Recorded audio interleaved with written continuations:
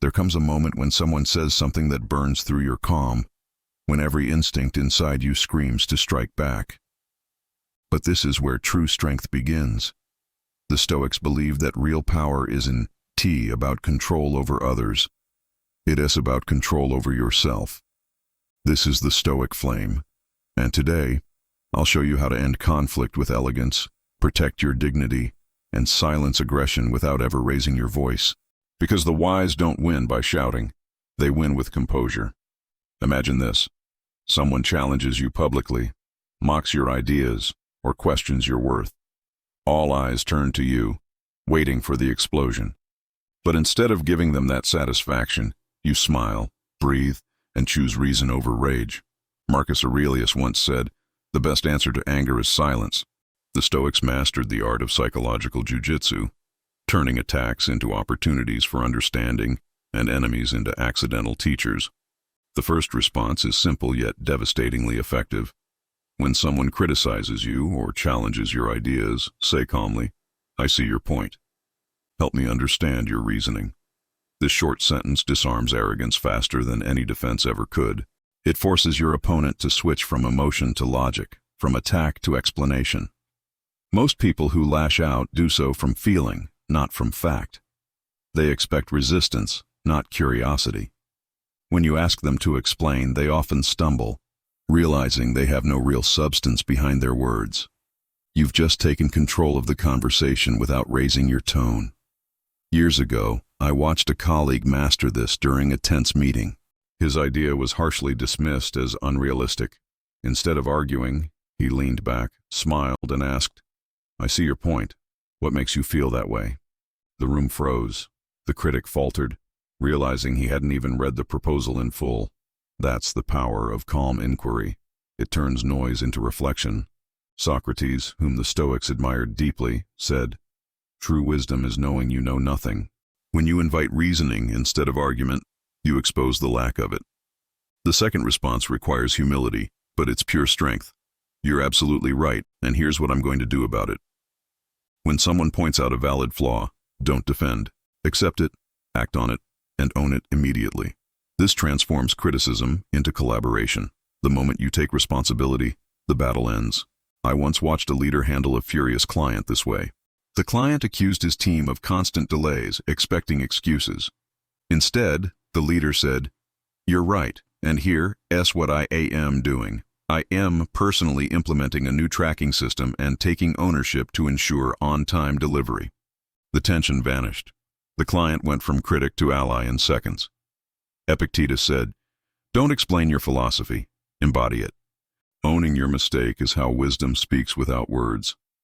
But sometimes the attack isn't fair. Sometimes it's meant to provoke. That's when response number 3 becomes your shield. That's an interesting perspective. What made you think of that? This question shines a light so bright that pretenders can't hide. I saw it at a dinner once. Someone mocked a designer for playing on a computer all day. Instead of defending herself, she smiled and asked, "What made you think that?"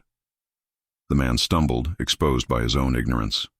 Everyone saw the truth without her ever needing to argue. That's the elegance of this response. It lets people reveal themselves. Marcus Aurelius reminded us, "The best revenge is not to be like your enemy." When you answer hostility with calm curiosity, you win twice, once in the moment, and again in the memory of everyone watching. Deliver it gently, never sarcastically. You're not mocking them. You're letting their words expose their intent. Then comes the fourth response, a technique that melts even the hardest hostility. I appreciate you sharing that with me. When someone complains, insults, or scolds, they're expecting defensiveness.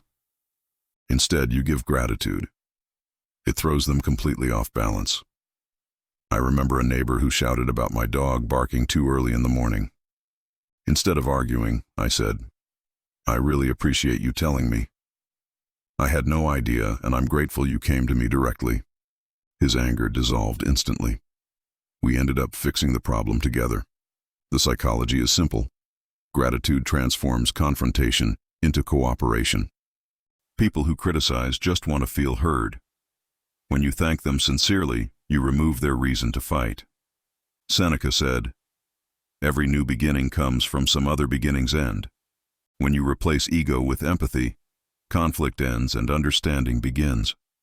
But what about when the attack is pure malice, when nothing works, and someone is determined to bring you down? That's when you use the final and most powerful response: silence, followed by, "Thank you for that insight." Pause first. Let their words echo. That silence is your sword. It gives everyone time to see the ugliness of what was just said. Then, your calm acknowledgement draws a sharp line between composure and chaos. I once witnessed this during a business pitch. A competitor tried to humiliate the presenter by mocking his experience in front of everyone. Instead of defending himself, he paused, looked at the man, and said evenly, "Thank you for that insight." The room went dead silent. People saw the contrast, one man red with insecurity, the other radiating calm control. The contract went to the calm one. That's what silence does. It amplifies your dignity and exposes arrogance. The Stoics understood this deeply. Epictetus wrote, "It's not what happens to you, but how you react that matters."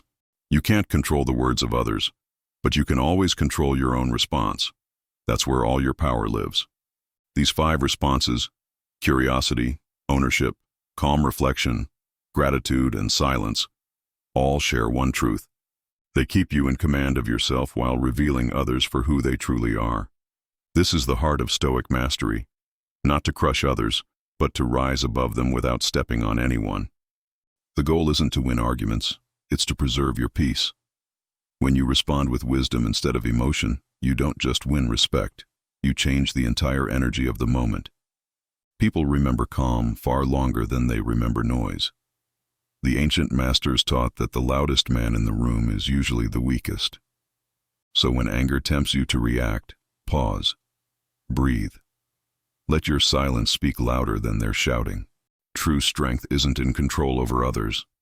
It's in control over yourself. If this message resonates with you, let it burn quietly within until it shapes the way you speak, the way you lead, the way you live. And if you wish to keep that flame alive, subscribe to the Stoic Flame, where wisdom is not just learned, it's lived.